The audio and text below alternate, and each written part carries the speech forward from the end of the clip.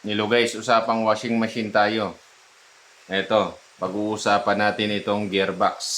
Paano po ba natin malalaman na sira yung gearbox ng ating washing machine?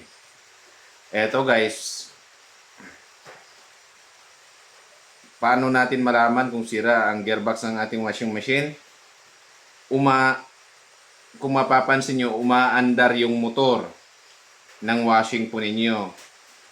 Kaso lang, ang problema, umaandar yung motor ng washing po ninyo, umiikot naman siya, pero pagdating dito sa taas, doon sa lagayan ng tubig, hindi niya mapapaikot na ito.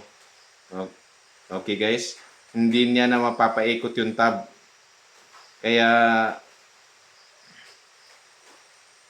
palitan nyo na ito kagad.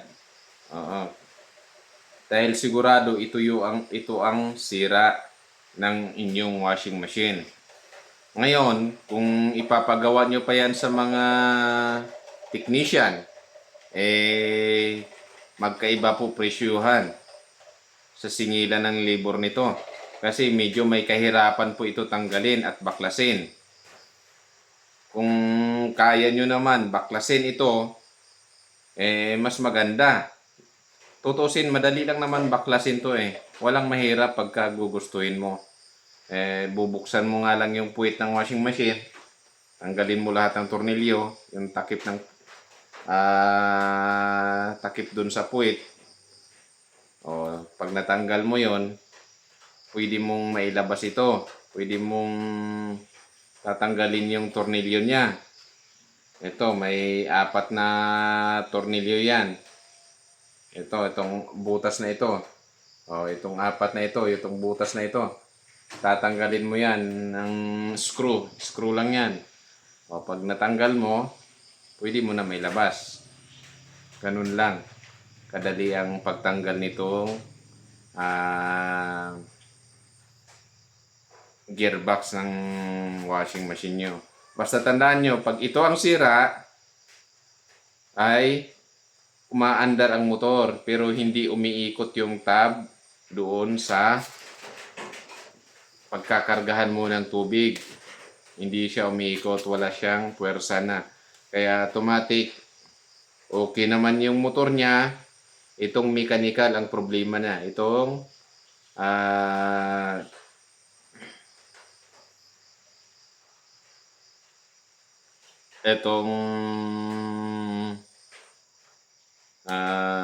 gearbox. Ito yung bagong gearbox.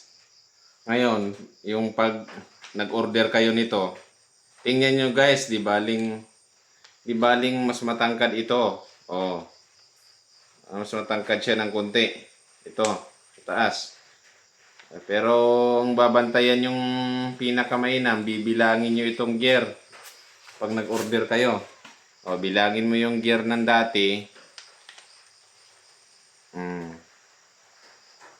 Pag nabilang mo yung gear niya, mayroon niyang 10 teeth, 10 ngipin, or 11, ganon. Depende sa inyong washing, kung ilang ngipin yan.